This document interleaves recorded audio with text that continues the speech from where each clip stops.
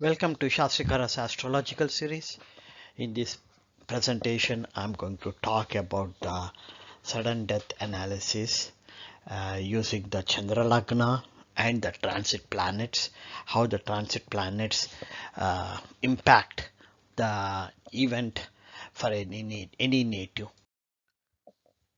For this presentation, the first example that I'm using is the sudden death of Dr. Sethuraman.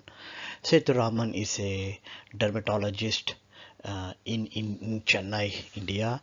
Initially, that was his profession.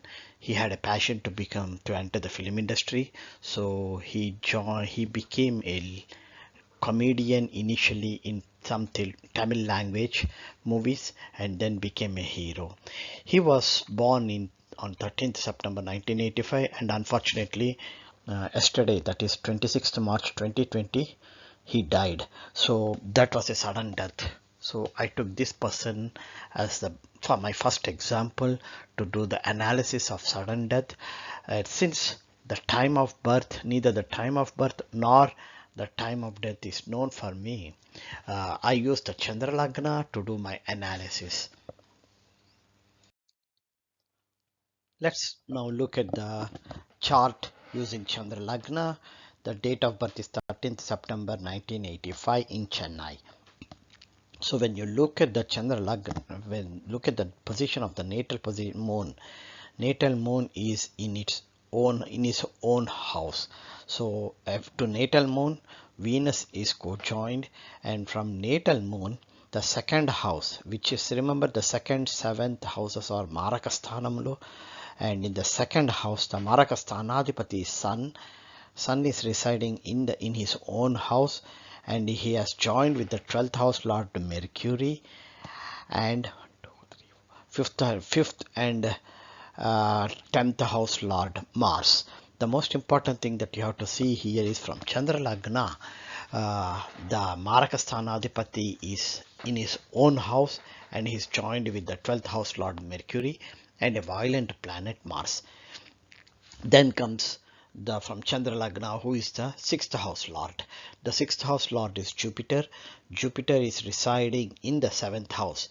So that is 7th house is another Marakasthanam. So Jupiter, the 6th house Lord, is residing in the Marakasthanam or 7th house. And then who is the Lord of the 7th and 8th houses? The Lord for 7th and 8th houses is the malefic Saturn. And when you look at malefic Saturn, Saturn is exalted in Libra and Saturn is having a direct aspect from Rahu. So here the 7th and 8th house Lord Saturn and the Marakadipati Saturn, Maraka planet too, is himself is now very active and very strong in this chart. This is from the Chandra Lagna. And now since Saturn is the 7th and 8th house lords, when you are looking from the Chandra Lagna, let's see what is the role of this particular planet. Saturn's third aspect is on the 6th house, that is Rogasthanam. So the Marakasthanadipati and Mrutyusthanadipati, 7th house lord is Marakasthanadipati, 8th house lord is Mrutyusthanadipati. So Marakasthanadipati and Mrutyusthanadipati is having an aspect, the third, using its third aspect on the Rogasthanam. Rogasthanam is the 6th house. Also, Saturn's, as I said earlier, Saturn's direct aspect is on Rahu, the 7th, and Saturn's 10th aspect is again on Moon and Venus. Since we are looking at the Chandra Lagna, that means Saturn's 10th aspect is on the ascendant Moon. So that's one way of looking at it. Now let's go and look at Jupiter. As I said earlier, Jupiter is the 6th house lord residing in the 7th house from Moon. That means Jupiter's direct aspect is again on the Lagnadipati or Moon. The first Lagnadipati is Chandra Lagna, wherever Chandra Lagna is, that is the Lagna, and Moon will be the Lagnadipati. So if you look at it, Jupiter, the 6th house lord, is having a direct aspect on Moon. Saturn's 10th aspect is again on Moon. So the 6th house lord, the 7th and 8th house lords all are looking at the Lagnadipati Moon when you look from the Chandra Lagna. Now that I had given the detailed analysis of his birth chart using Chandra Lagna, let's go and look at the transit planets on 26th November 2020. If you look at it, transit moon is in Aries, transit Rahu is in 12th house from natal moon, transit Jupiter is in the 6th house from natal moon, its own house, and transit Saturn and transit Mars are both in Capricorn. Mars Saturn owns the Capricorn and Aquarius too. So now let's go and look at the combinations. Since transit moon is in Aries, it has co-joined with Rahu, natal Rahu. That's the first thing you have to see. And transit moon and natal Rahu are having a direct aspect on exalted Saturn. Remember from Chandra Lagna, and Saturn is the 7th and 8th house lord. While Saturn is the 7th and 8th house lord from Chandra Lagna, transit moon co-joining with Rahu is now looking directly at the exalted Saturn. That indicates that the chances for the native to die is extremely high, because Saturn is already a Maraka planet and he is the lord of the 7th and 8th houses. Now let's go and look at the second one, is transit Rahu. Transit Rahu is in the 12th house from natal moon, and since he's in the 12th house from natal moon, it's having a direct aspect on the 6th house from natal moon. So Rahu is the terminator, and the terminator is now looking at the 6th house, which is the Rogasthanam. That's the second point to notice here. The third one is transit Jupiter. Transit Jupiter is now in its own house, that is the 6th house from natal moon.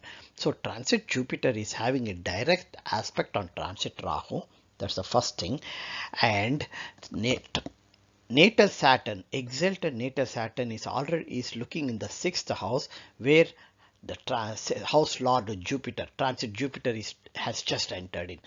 So that's a third point for this event to happen, the third reason. Next comes the most important reason, is transit Saturn.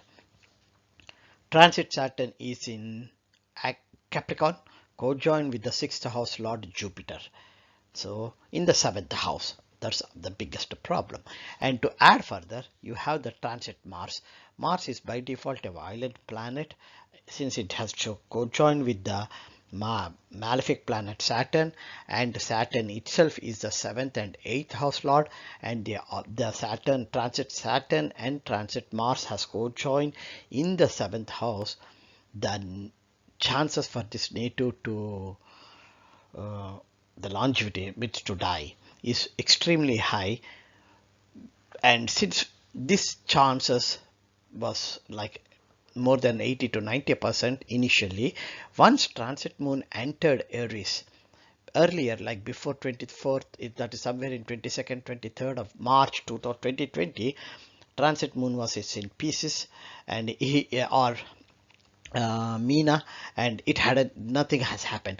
Once transit moon entered Aries, and it has co-joined with the natal Rahu, and transit moon started having a direct aspect on exalted natal Saturn.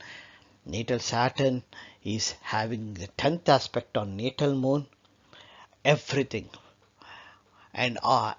got messed up. To add further, transit Saturn's third aspect is again on transit moon and natal Rahu. So this tells you, like, when these transit planets are in some of the most crucial places, and then when you're looking from the Chandra Lagna, the most important thing you have to see is transit moon. When these slow-mo 7th house lord, 8th house lord, or 6th house lord and Rahu, when these four planets, whatever they are in a very crucial houses in a transit, while they are in transit motion, then you have to look at where is transit moon. If transit moon is also in a malefic position, then the chances for that particular native to die is extremely high. This is the first example that I took it to show that how easy it is to tell the possibility, the reason why this particular native has died at that so young age. that is on 26th month, just yesterday. It's so unfortunate to hear a highly qualified, well-renowned person dying at that young age, that is 36 years, 35 or 36 years old. May his soul rest in peace. I took this example for educational purposes only. Please consider this tutorial, this video, as for educational purposes only. Thank you very much.